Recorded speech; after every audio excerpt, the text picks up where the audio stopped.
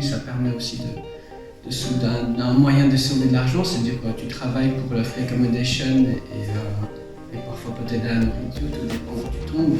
Moi j'avais fait complètement différent aussi, j'avais fait le shuttle, c'est-à-dire que quelqu'un qui prend les personnes dans une station de bus, tous les backpackers qui arrivent à la station de bus, ben moi je les prends et je les dirige dans notre hostel, ceux qui avaient réservé une chambre, et ça c'était mon boulot. Sinon il y avait d'autres qui faisaient les lits, qui nettoyaient, vraiment comme un hostel, comme un hôtel normal, un petit boulot comme ça. Ben, en échange, tu avais la nuit gratuite, parfois le dîner gratuit, donc ça permet de sauver pas mal d'argent.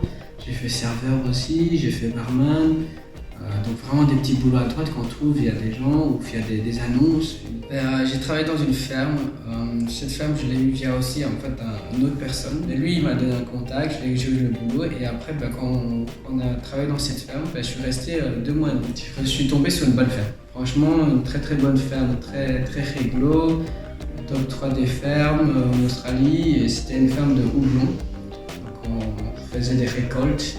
Et à ce moment-là, c'était le début, donc on était les premiers à grimper sur les cordes et on devait faire toute la préparation du houblon avant qu'il soit récolté.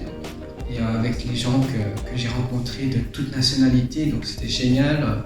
On dormait aussi sur place à la ferme, ils mettaient en place des immeubles qui étaient comme des sortes de studios. On avait notre chambre, après c'est partagé avec quelqu'un d'autre, avec 1 ou 2, 3 personnes. Et on avait notre petite cuisine et notre petit salon en fait ensemble. Donc c'était vraiment très très cosy, très chaleureux. Donc on pouvait faire comme si c'était chez nous. En Australie, comme la plupart, des gens changent de ferme ou d'autres pour avoir leurs 88 jours qui permettent la 6e année bien sûr. Et de là, plein de gens cherchent des fermes et soit ils prennent au hasard le premier et parfois ça permet de tomber sur des fermes qui sont vraiment pas très réglo, on va dire vraiment qui profitent des backpackers comme nous et qui travaillent et soit ils les payent pas ou soit ils donnent pas leur jour ou soit ils les sous-payent. Et pour ça, il faut vraiment faire attention et parler à tout le monde, demander est-ce que c'est une belle ferme, est-ce que c'est normal s'ils payent tel salaire par heure. Sinon, franchement, il faut parler, il faut connaître. Et en parlant avec des gens, ils vous donnent plein d'astuces, des applications, des sites où chercher. Le meilleur, c'est des applications comme Wikifarm ou bien sur les groupes Facebook. Les groupes Facebook, ça aide vraiment beaucoup. Il y a beaucoup de jobs qui sont mis là-dessus, comme Australian Backpackers 2018, 2019, Job Farm. Vraiment, tout ça, presque la majorité des noms sur les groupes sont un peu en anglais. Et c'est là dont vous aurez plus de chances d'avoir une possibilité de travailler dans une ferme.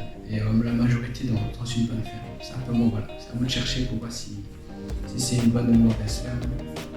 Pour le boulot, il y en a, mais il faut simplement en vouloir et surtout essayer d'améliorer son anglais.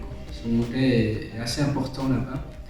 Il y a des gens qui ne parlent pas anglais, qui viennent et qui ne parlent pas anglais, et puis qui parlent directement après quelques mois parce qu'ils font l'effort d'apprendre ou de discuter avec des Anglais ou des personnes qui parlent très bien anglais et pas rester dans son confort qui est le français, on va dire. Donc là, pour le boulot, on en trouve si on montre qu'on veut travailler là-bas.